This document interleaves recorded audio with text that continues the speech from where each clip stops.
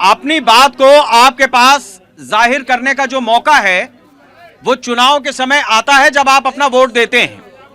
जाहिर सी बात है कि वोट देने के समय जो आपकी समस्या है, देखिए इस तरीके से कार्यक्रम की रूपरेखा बिगड़ती है, इस बात को हमें समझना चाहिए। हमारे दोनों खास मेहमान हमारे साथ इस समय हैं, आप भी इधर आ जाएं अनुजी। जब सवाल पूछने की बारी आती है, मैं अपने दोनों खास मेहमानों का बहुत बहुत स्वागत करता हूं। पहले तो एक शिष्टाचार का परिचय दें, तालियों के साथ हमारे मेहमानों का स्वागत करें, बहुत बहुत धन्यवाद। और दूसरी बात, हम अपने मेहमानों के पास जाएं। देखिए जनता जनार्दन होती है जब चुनाव होते हैं, ये हम नहीं कह रहे, ये नेता भी जानते हैं, ये हर पार्टी जानती है। और मैं सबसे पहले अपने मेहमानों के बजाय जनता से ही बात को शुरू करूंगा, इसमें कोई दो मत रखिए। लेकिन मैं आपसे जो सवाल रखूंगा उसका जवाब आप देंगे, मुझे इस बात की उम्मीद है। किसी पार्टी का कोई नेता, किसी पार्टी का कोई मंत्री हमारे मंच पर आया है, न्यूज इंडिया का कार्यक्रम है, तो जाहिर सी बात है कि जनता उससे सवाल पूछेगी। हमने आमंत्रित किया है और सवाल लेने के बाद सवाल का जवाब भी इसी मंच से मिले, मेरी बात पूरी होने दीजिए, सवाल का जवाब भी इसी मंच से मिले, इसके लिए कोई भी मंच पूरा नहीं पड़ सकता।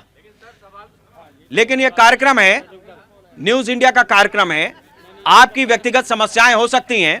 मैं उपेंद्र जी पहले आपसे ही जानना चाहूंगा, कांग्रेस का लंबा अनुभव रहा है, सरकार चलाई है कांग्रेस ने, आज बीजेपी की सरकार है, कल तक आपकी थी। प्रियंका जी जिस तरह से मेहनत कर रही हैं, कल आपकी सरकार फिर हो, इसमें किसी को कोई दो मत नहीं है। लेकिन ये जो जनता की नाराजगी है, इसको कभी ना कभी आपकी पार्टी ने भी झेला होगा, आपकी पार्टी के नेता भी दो चार होते हैं।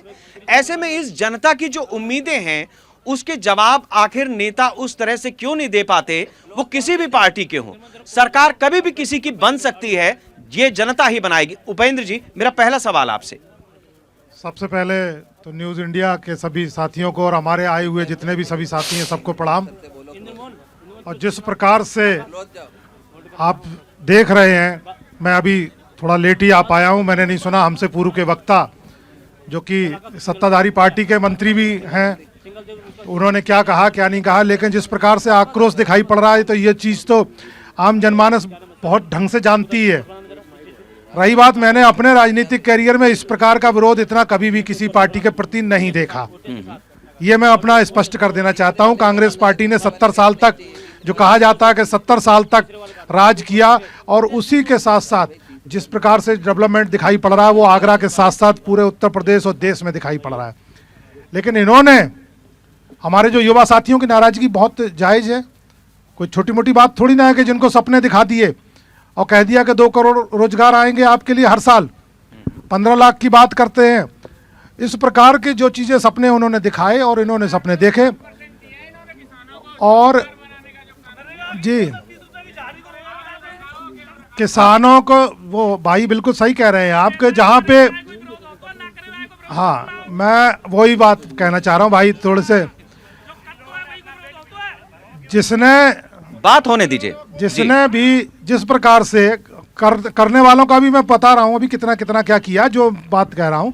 तो ये इनके 6 साल में, आज की तारीख में गांव के गांव में चले जाइए, कहीं पे भी हाथ उठवा के पूछ लीजिए कि किसके घर में रोजगार किसको मिला, सरकारी नौकरी किसको मिली, सरकारी नौकरी।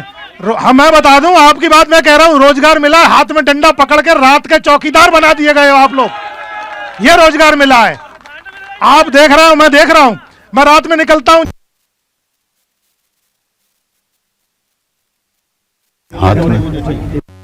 तरीके से फंसा हुआ था, रात में 3-4 लोग लट लेके साफा बांधे हुए, मुड़ेरा बांधे हुए, और वो रास्ता हमको दिखा रहे थे।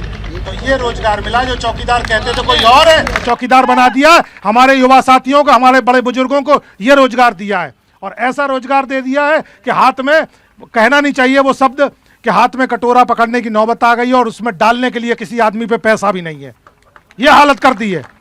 तो ऐसी चीजें झेलनी पड़ेंगी इनको।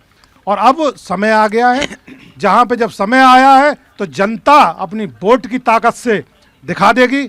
हमारी पार्टी में भी कहीं कमियां रही होंगी, जिन चीज़ों को लेकर के कहा होगा, अगर नहीं रही होंगी तभी तो कहीं ना कहीं दिक्कतें आई हैं। लेकिन आज जनता जान चुकी है कि जो भ्रम जाल फैलाया गया, मैं अभी सुन रहा हूं भैया, अभी सुन रहा हूं, ऐसे ऐसे बात नहीं आगे बढ़ेगी मेरे अभी भाइयों। जो मेरे भ्रम भाइयों। जाल फैलाया गया, उस भ्रम जाल को सबने देख लिया है। नौकरियां निकाली जाती हैं, 70,000 80,000 दिखा दिए जाते हैं अखबारों में विज्ञापन, और उसी में अपने ही लोगों के माध्यम से कहीं पेपर लीक कराते हैं, उन्हीं के मंत्री विधायक शामिल होते हैं, और उसके बाद में हाई कोर्ट सुप्रीम कोर्ट में रिट डलवा करके युवाओं को रोजगार को पूरी तरीके से बंद कर दिया जाता है। आज की तारीख में आप देख लीजिए, पिछले 6-7 साल में आप बता दीजिए कि कितने घरों में नौकरियां मिली हैं।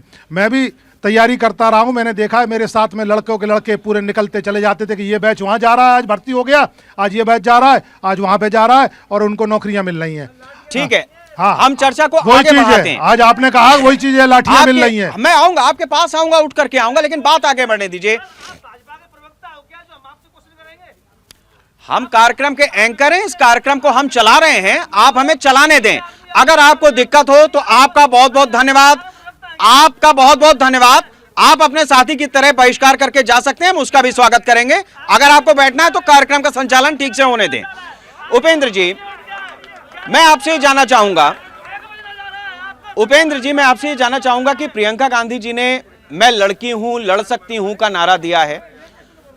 इस आगरा में 9 विधानसभा की सीटें हैं, 7 पे आपके प्रत्याशी डिक्लेयर हुए हैं, उसमें 2 महिलाएं हैं, तो उस हिसाब से हम देखें तो 3 पुरुष हैं और माफ कीजिएगा 5 पुरुष हैं और 2 महिलाएं हैं। तो यहां आगरा की बात करें तो ये 40% कुछ दिखता नहीं है। इसको किस तरीके से आप लोगों को बताएंगे कि नहीं आगरा में भी ये फॉर्मूला लागू है? देखिए, उत्तर प्रदेश की अभी 125 सीट्स हमारी डिक्लेयर हुई हैं, और 125 में प्रथम चरण की जो सीट्स हैं उसमें 50 महिलाओं को दिया गया है। तो 125 का 50 पर जो महिलाएं हैं वो आप अंदाजा लगा लीजिए, 12 चौक 48, यानी कि 40% का जो हमने कहा वो करके दिखाया। कांग्रेस पार्टी, हमारी नेता प्रियंका गांधी जी और कांग्रेस पार्टी जो कहा है वो आज तक करके दिखाया है, कभी भी झूठे वादे नहीं किए। हमने कहा था कि 72,000 करोड़ के किसानों के कर्जे माफ करेंगे, हमने वो करके दिखाया। इसी प्रकार से चाहे आगरा की बात कर रहे हो, अभी 2 हमारी बहनों का टिकट हो गया, अभी 2 सीटें खाली हैं, अभी आने दीजिए। आगरा के साथ साथ पूरे उत्तर प्रदेश में जितनी बात कही गई है 40% की वो पूरी होगी। मैं आपसे ये जानना चाहूंगा कि कांग्रेस जिस तरीके से खासतौर से 2019 में जब प्रियंका गांधी का पदार्पण हुआ उत्तर प्रदेश की राजनीति में, और उसके बाद ये जो 22 का चुनाव हो रहा है, जिस तरीके से दमखम दिखाया है कांग्रेस, एक बात तो ये कांग्रेस का जो राह चलता आदमी है, जो आम जनता है, वो भी ये बात कह रहा है कि नहीं कांग्रेस दिख रही है सड़कों पर अब। तो इस लिहाज से अगर हम देखें तो आपने 3 चुनाव लड़े, 2 विधानसभा के और 1 लोकसभा का, 12, 17 और 14 में। किस जगह पे चूक हो रही थी और इस बार आपको क्या लग रहा है कि उन चूकों से कैसे आगे बढ़ रहे हैं? देखिए, निश्चित तौर पे कहीं ना कहीं हम अपनी योजनाओं को, जो हमने काम किए, उनको हम पहुंचाने में कहीं ना कहीं सफल नहीं हो पाए, और इस बीच में झूठ का बोलबाला हो गया। झूठे लोग आए, सपने दिखाए, युवाओं को सपने दिखाए, तो कहीं ना कहीं जनता को भ्रमित किया। लेकिन पिटारा झूठ का ज़्यादा देर नहीं चलता है, और वो इतनी जल्दी दिखा दिया इन्होंने कि जिस प्रकार से ये सरकार आम जनता की सरकार बोली जाती थी, वो केवल चंद अडानी अंबानी जैसे 2-4 लोगों की सरकार होकर के रह गई है। आज प्रधानमंत्री जी आम जनता के बीच में नहीं जा पा रहे हैं। अभी पंजाब में गए, वहां पे नहीं जा पा रहे हैं, उन्हीं के अपने कार्यकर्ताओं के द्वारा विरोध झेलना पड़ता है, अनर्गल बयानबाजी करते हैं। तो ये सब चीजें आप देख लीजिए, हमारे यहाँ इस प्रकार से बातें कभी नहीं हुई हैं। आप खुद व्यवसायी हैं, और जो उद्योग धंधों की बात है, अगर हम बीते कुछ वर्षों में देखें, खासतौर से ये 2 से 3 साल है जब कोरोना का दौर चल रहा है, इसके अलावा चाहे वो जीएसटी की बात हो, चाहे नोटबंदी की बात हो, आपने खुद जैसा जिक्र किया कि सब कुछ अडानी अंबानी को दे दिया।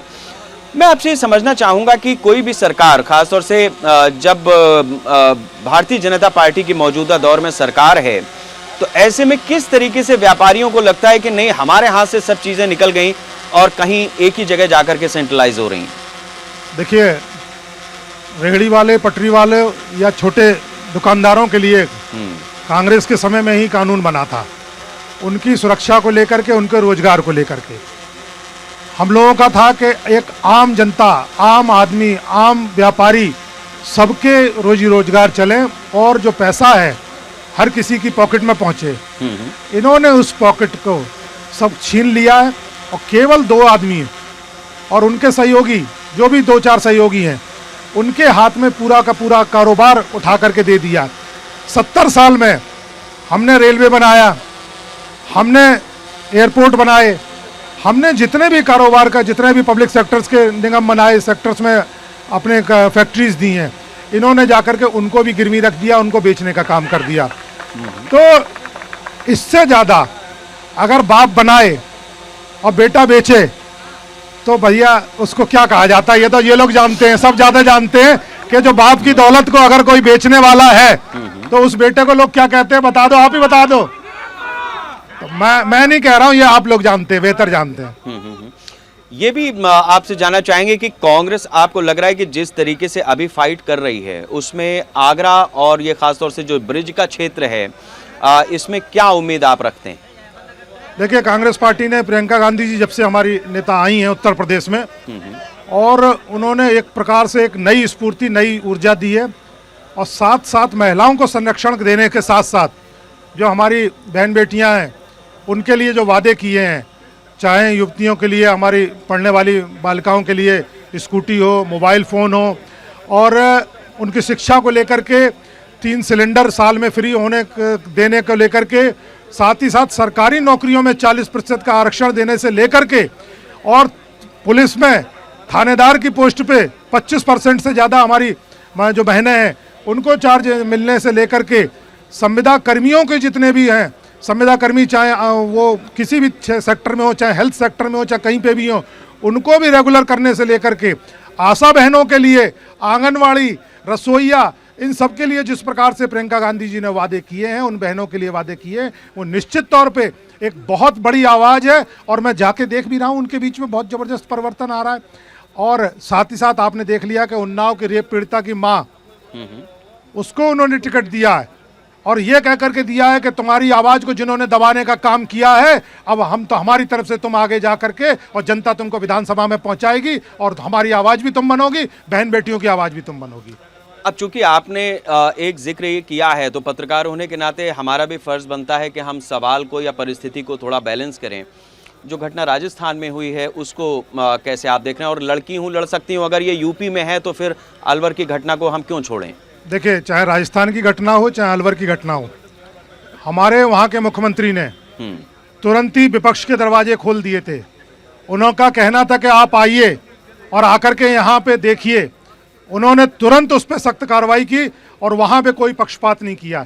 यहाँ तो विपक्ष का जाने नहीं दिया जाता है। बुलगड़ी कांड हुआ, आगरा की घटना बता दूं, आगरा में पुलिस कस्टडी में अरुण वाल्मीकि जी को मारा जाता है और उनके परिवार के 40 से ज़्यादा लोगों को उठा करके, 40 से ज़्यादा लोगों को उनको साथ में अत्याचार किया जाता है। उनके हाथों पे, मतलब क्या कहा जाए, वो कुर्सियां रख करके उनके ऊपर पुलिस के जवान बैठते हैं। तो इस प्रकार की, उनकी बहू के साथ में, उनकी माँ के साथ में, तो इस प्रकार की घटनाएं तो कभी नहीं हुई राजस्थान में या कहीं पे भी जहाँ का आप जिक्र कर रहे हैं। फिर हम विपक्ष के नेताओं का कहते हैं कि आप आइए, आप अपनी टीम भेजिए, आप अपना कोई भी कमेटी गठित कर दीजिए और आकर के वो वहाँ पे देखें। और उसके बाद में यहाँ की पोजीशन क्या है, यहाँ का तो विपक्ष का एक कोई नेता भी नहीं जा सकता है। बुलगड़ी में मैं जा रहा था, मेरे को यहीं पे हाथरस से जाकर के रोक लिया। किस प्रकार से खेतों में बचते हुए हम पहुँचे। हमारे नेता राहुल गांधी जी, प्रियंका गांधी जी आ रही थी, उनको हाथरस आ रहे, वो हाथरस में बुलगड़ी की बात कर रहा हूँ मैं, वहाँ पे यमुना एक्सप्रेस वे से किस प्रकार से आए। लेकर राहुल जी ने कह दिया, प्रियंका जी ने कह दिया, चाहे कुछ भी हो जाए, पैदल जाना पड़े, चाहे कुछ भी हो जाए। और मेरी समझ से लगभग 10-11 किलोमीटर पैदल चले, तब जाकर के पुलिस चेती है। और उसके बाद में भी उनको एक छोटी सी गाड़ी के अंदर इस प्रकार से बंद करके लेके आए हैं, जो कि आम सुरक्षा, जिनको कि Z+ श्रेणी की सुरक्षा मिली हुई है, उस सुरक्षा को तार तार करके एक सामान्य नागरिक के तौर पे उनको वहां पे तब लेकर के गई उत्तर प्रदेश की। ठीक है, हम कांग्रेस ने जितनी मेहनत की है, जिस तरीके से प्रियंका जी आए, अनु जी मैं आपके पास भी आऊंगा, लेकिन थोड़ा सा जनता के पास चलते हैं। जनता के बीच में बहुत सारी ऐसी बातें हैं जिसको लेकर के वो रखना चाहती है। कांग्रेस के, ठीक है आपके पास नहीं आते, कांग्रेस की तरफ से प्रियंका गांधी ने बड़ी मेहनत की है और उत्तर प्रदेश में कांग्रेस को रिवाइव करने के लिए उनके प्रयास हैं। मैं आपको ये भी नज़ारा देखिए आपकी, मैं कांग्रेस के लिए जब सवाल लेने की कोशिश करता हूं तो भी जनता कहती है कि नहीं हमारे लिए मत आओ, हमारे पास मत आओ। इसका जवाब मैं लूंगा कि आखिर ऐसा क्यों है। तो ये जाहिर सी बात है कि कभी कभी इस तरीके का बर्ताव जो जनता के पास अपने सवाल होने चाहिए। क्यों नहीं है कांग्रेस के लिए सवाल कि भाई अगर आपकी सरकार बनती है तो हमारे ये सवाल हैं, आप बताइए। हर निजी आदमी के पास सवाल होना चाहिए। देखिए आप चर्चा को, बहस को ज्यादा डिरेल कर रहे हैं। और इधर लाओ माइक, इधर लाओ, पहले मैं पोल पट्टी खोलता हूं। इधर आओ, इधर आओ, आप दिखाओ इधर। देखिए हम पत्रकार हैं, हम भी चीजों को समझते हैं। ये भाई बहुत देर से अपनी बात को रखने की कोशिश कर रहे हैं। आपका चेहरा दिखाओ विधिवत। लेकिन हम लोग भी उड़ती चिड़िया पहचानते हैं। आपकी नाराजगी किसी पार्टी से हो सकती है, किसी नेता से हो सकती है, किसी सरकार से हो सकती है, लेकिन उसके लिए भी एक मंच होता है, आपका अपना दरवाजा भी है जिसकी कुंडी खटखटा करके नेता सवाल पूछेंगे। जब आप इस तरीके से करते हैं तो आप ये बताते हैं कि हम आपके शहर में आए हैं काम करने, और आपका जो बर्ताव है वो आपके शहर की तासीर बताता है। तो आपकी जिम्मेदारी एक नागरिक होने के नाते भी बनती है कि आप अपने घर आए हुए मेहमान से कम बात तो ढंग से करें, हाथ वहीं रखें, अपनी बात रखें। आप देखो, आपका स्वागत एवं हार्दिक अभिनंदन है पत्रकार बंधु सभी का। हम व्यवस्था बनाने में लगे हुए हैं, क्षेत्रीय हमारा गांव पास में ही है तो हम खुद व्यवस्था बनाएंगे। लेकिन शिकायत आपसे ये है कि आप भारतीय स्वतंत्र मीडिया का चौथा स्तंभ में पत्रकारिता आप कर रहे हैं, तो पत्रकारिता मत सिखाइए, अपनी बात रखिए। आप हमें भी मौका दीजिए। आपने केंद्रीय मंत्री जी को ऐसे विदा कर दिया जैसे कि हमारे मेहमान हो, आपके मेहमान हो सकते, इस मंच के हमारे मेहमान नहीं है। मैं छात्र हूँ, ओबीसी का आदमी हूँ। ओबीसी पे मंत्री जी ने बात की थी, मेरा क्वेश्चन था, आपने मुझे क्वेश्चन करने दिया। देश में 40 केंद्रीय विश्वविद्यालय हैं, उसमें एससी को छोड़ो, ओबीसी का एक प्रोफेसर नहीं है, और ये ओबीसी की बात कर रहे थे। भारत का ऐतिहासिक सबसे बड़ा घोटाला है शौचालय घोटाला, जो कि मुझे बोलने में शर्म आएगी कि उसको मैं क्या नाम दूं। दूसरी चीज कि उत्तर प्रदेश में 41 भर्तियां, यूपी SSS आयोग की जितने भी आयोग में भर्ती 41 वैकेंसीज लंबित पड़ी हैं, 6 वर्ष होने जा रहे हैं। इस गवर्नमेंट ने एक को क्लियर नहीं किया है। लगभग 1400 दिन हो गए। भारत में सबसे बड़ी भर्ती रेलवे की हुई थी, ग्रुप डी की। 2,48,00,000 बच्चों ने आवेदन किया। आपकी बात समझ लिया। अब ये बताओ आप कि ठीक है, केंद्रीय मंत्री ने जवाब नहीं दिया, आपकी नाराजगी है, जनता के सामने अपनी बात भी रखी आपने। कौन है जो इस समस्या को दूर करेगा, उसका नाम भी बताओ। देखो, मैं मंत्री जी से बढ़िया किसी को नहीं समझता, क्योंकि वो एक IAS ऑफिसर भी रहे हैं, ब्यूरोक्रेसी के। अभी तो वो चले गए, अब बताओ कौन करेगा, चुनाव है सामने। नहीं, क्वेश्चन का जवाब तो वो ही देते, लेकिन आपने मुझसे बात ही नहीं करने दी। वो सवाल तो गया। अभी जो समस्या है उसका समाधान कौन सी पार्टी करेगी? समस्या का समाधान जो आज पक्ष में बैठा हुआ है मैं उससे करूंगा, ना कि विपक्षियों से। ये तो सब मेरे जैसे लाचार बैठे हुए हैं। समस्या का समाधान सरकार करेगी, लेकिन ये वक्त चुनाव का है, इस बात को भी समझिए। देखिए, चिल्लाने से कोई मसला नहीं हल होता। हम पत्रकार हैं, हम भी अपनी एनर्जी लगाते हैं, समय लगाते हैं, कुछ हमारे पास भी ज्ञान होता है। अगर आप पलट करके, मान लो कांग्रेस की सरकार बनती है, मैं एक बात कह रहा हूं, संदीप जी सामने बैठे हैं, आप इनसे क्यों नहीं सवाल करते कि भैया बताओ? पलट करके सवाल आना चाहिए। देखो, ये मैं आऊंगा, आपके पास भी आऊंगा, ठीक है।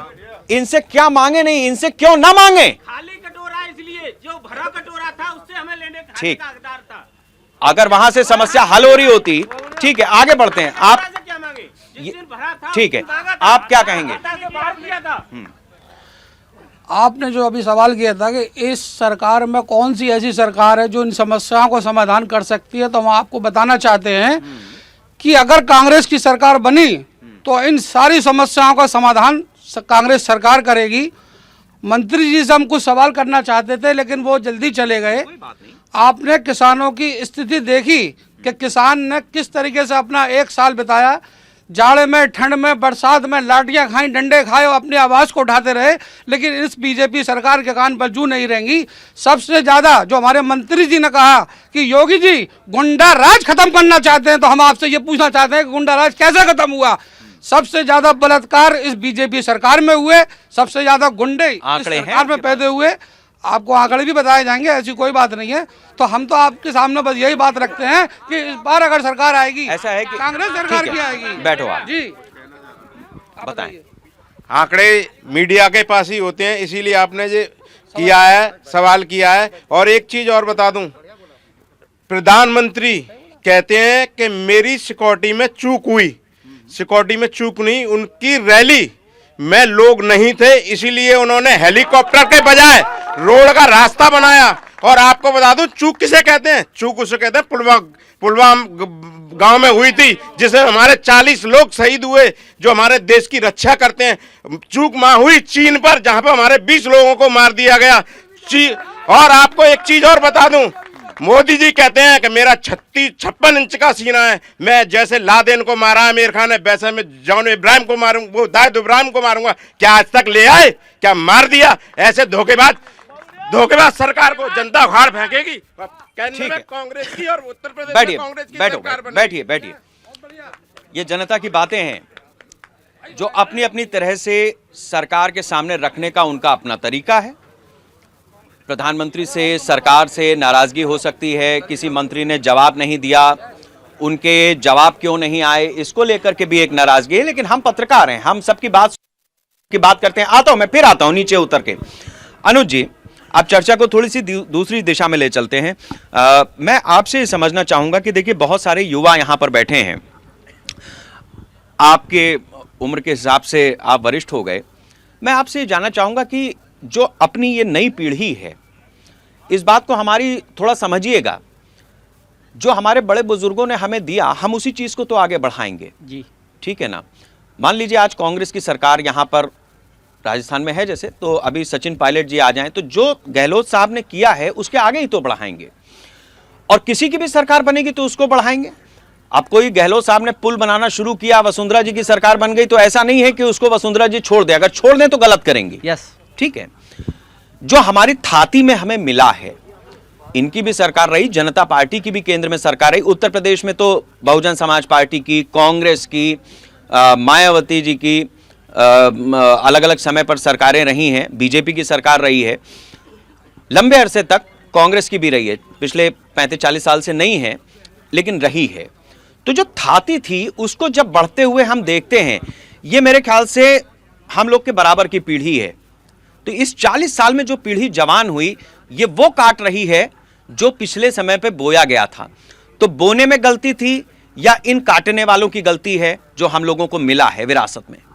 देखिए, इसके पीछे एक आपको बता दूं, राहुल गांधी जी लगातार युवाओं के लिए आवाज़ उठा रहे हैं।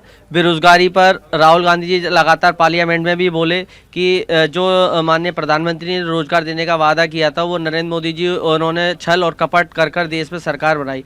एक युवा को भटकाने का काम माननीय नरेंद्र मोदी जी ने किया।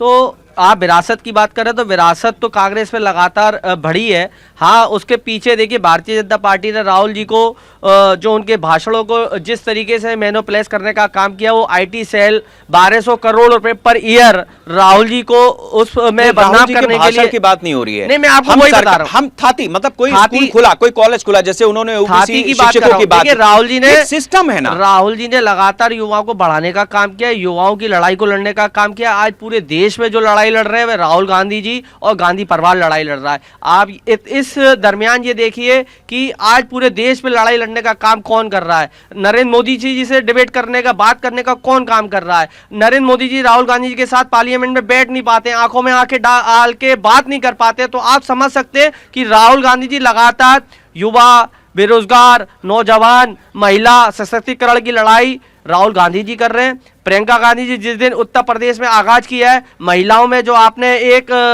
नया एक सैलाब जो देखने को मिला है, लड़कियों लड़ सकती हूँ, उन्होंने ये लड़कियों लड़ सकती हूँ इसलिए नारा दिया, उन्होंने लड़की के दर्द को समझा। जब लड़की के साथ बलात्कार होता है तो उसकी पीड़ा क्या होती है, उसके साथ क्या हालात होते हैं, क्या मंजर होता है, उस दर्द को समझते हुए उन्नाव में संगीत सहगर जो उन्होंने बलात्कार किया था, उसकी माँ को कुलदीप सहगर की मां को प्रियंका जी ने टिकट देने का काम किया। उन्होंने कहा जब तक महिला अपने हक की लड़ाई नहीं लड़ेगी तो इस देश की व्यवस्था जो है नहीं चल सकती है, इस प्रदेश की व्यवस्था नहीं चल सकती। भारतीय जनता पार्टी जिस दिन से उत्तर प्रदेश में आई है, लगातार छल और कपट करने का काम कर रही है।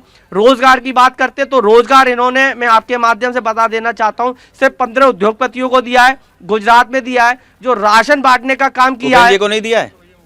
उपेंद्र जी का धंधा पानी चौपट हो गया। उपेंद्र जी का धंधा पानी तो चौपट इसलिए हो गया ना, टैक्स इतने लगा दिए ना व्यापारी पे। तो क्या कहते हैं, जिस दिन से उद्योग की बात करें तो वो गुजरात और 15 उद्योगपतियों को देने का काम किया। ठीक है। जो राशन एक आपको सबको बता देना चाहता हूं आपके चैनल के माध्यम से, जो राशन जो बट रहा है उसका काम भी नरेंद्र मोदी ने गुजरात की कंपनी को देने का काम किया है। तो ये समझने का विषय युवा समझ रहा है। बिल्कुल आखिरी हिस्से में हूं। उपेंद्र जी, मैं आपसे एक चीज ये समझना चाहूंगा, एक तो व्यवसाय वाली जो बात है, दूसरा देखिए कांग्रेस के समय पर भी अलग अलग तरीके से उद्योगपतियों को दिया गया, और जो मेरी समझ है, देखिए सब कुछ सरकार का है। हम जो सरकार भारत की या राज्य की चुनते हैं, किसी भी पार्टी की हो, हर चीज सारे साधन संसाधन सरकार के होते हैं। उद्योगपति तो अपनी तरह से उन चीजों को हासिल करके न सिर्फ रोजगार देते हैं बल्कि एक अपना दखल बढ़ाते हैं इकोनॉमी में। देखिए, हमारी सरकार थी, हम लोगों ने जिस प्रकार से रोजगार देने के काम किए और व्यापार को बहुत बढ़ावा दिया। पब्लिक सेक्टर्स के क्षेत्र में जितना ज़्यादा से ज़्यादा कर सकते थे उनको बढ़ावा दिया। आज पिछले 2014 के बाद में आपसे मैं यहाँ पे जनता से पूछना चाहूँगा कि नवरत्न कंपनियाँ कौन कौन सी हैं, जरा बता दें। बहुत गूढ़ बात कही है मैंने। पहले कहा जाता था कि ये नवरत्न कंपनियाँ, तो जो सारी की नवरत्न कंपनियां जो कांग्रेस की थी बेच चुके हैं वो ठीक है, आप बात पूरी करें, हमारा समय खत्म हो रहा है। वो बेच चुके हैं, और जिस प्रकार से ओएनजीसी से लेकर बीपीसीएल से लेकर के जितनी बड़ी बड़ी कंपनियां बेच चुके हैं। कोरोना काल में भी ऐसी सरकार है कि कोरोना काल में भी आपदा को अवसर उन्होंने बना दिया, और अपने चंद लोगों के द्वारा कालाबाजारी करा करके दवाइयों से लेकर रेमडेसिविर से लेकर के 70-70 हजार तक के बिकवा दिए। ये मेरी जानकारी में है। तो ये कोरोना काल में चंद लोगों को उन्होंने फायदा पहुंचाने के साथ साथ इस हालात में पैदा कर दिया कि आज आदमी त्राई त्राई कर रहा है। ठीक है, मैं अभी व्यापारियों की बात कर रहा हूँ। तो व्यापारियों की आगरा का जो टूरिज्म है पूरा खत्म करके रख दिया। आज होटल इंडस्ट्री पूरी खत्म करके रख दी है। हमारा टूरिस्ट गाइड और जितने भी जो है हमारी टैक्सीज चल रही हैं उनसे जा करके पूछ लीजिए, हर तरीके से खत्म करके रख दिया। तो कहीं पे भी कुछ नहीं है। किसानों के लेकर के बात करी, 1 साल किसानों ने, मैं 1 सेकंड लूंगा आपका, 1 साल के बाद में जिनको कि मवाली कहा गया, जिनको कि आतंकवादी कहा गया, उन किसानों के लिए क्या क्या शब्दावली प्रयोग की गई, और बाद में जाकर के दबाव, जब हमारे किसान भाइयों ने पूरा मोर्चा संभाल लिया तो 1 साल बाद उनकी बातें मानी गई जो अपनी जायज मांगे कर रहे थे। ठीक है, तो आज किसानों की बात हमारे साथी बैठे हुए, व्यापारियों की बात हो गई, बहुत सारी बातें जनता के बीच से भी हमने लेने की कोशिश की। समय की एक सीमा होती है, टेलीविजन की ये दिक्कत भी है, इस बात को हमारे साथ आप लोग भी समझें। हमारा यानी जनता ने ही कहा हम पत्रकारिता के चौथे स्तंभ हैं। हमारा किसी पार्टी से कोई लेना देना नहीं होता, और सबसे तीखे सवाल अगर हम सत्ता पक्ष से करते हैं या करेंगे तो जाहिर सी बात है कि उसमें हमारी ही इज्जत बढ़ती है, और हम जनता के लिए बोलते हैं, जनता की तरफ से बोलते हैं।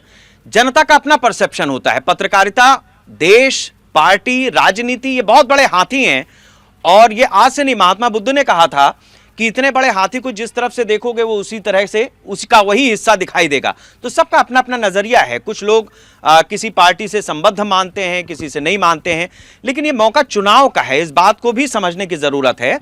और चुनाव के समय ये मैदान खुल जाता है। कोई फर्क नहीं पड़ता कि कौन सी पार्टी इस समय सत्ता में बैठी थी, कौन सी पार्टी उस समय विपक्ष में बैठी थी। इस बात को जरा बारीकी से समझिएगा।